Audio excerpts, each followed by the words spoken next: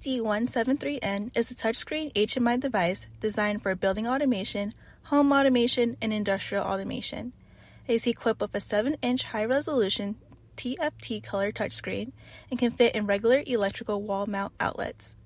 With the various communication interfaces including RS-232, RS-485, Ethernet, and Power over Ethernet, it can be seamlessly integrated with other I/O modules and Modbus TCP, Modbus RTU networks.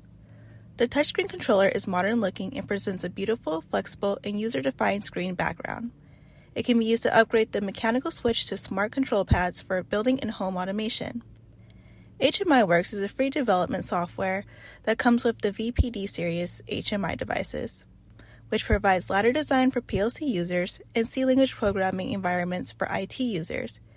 It is easy to use and will not cost much time to learn on how to create an application program of VPD devices when using Ladder Designer.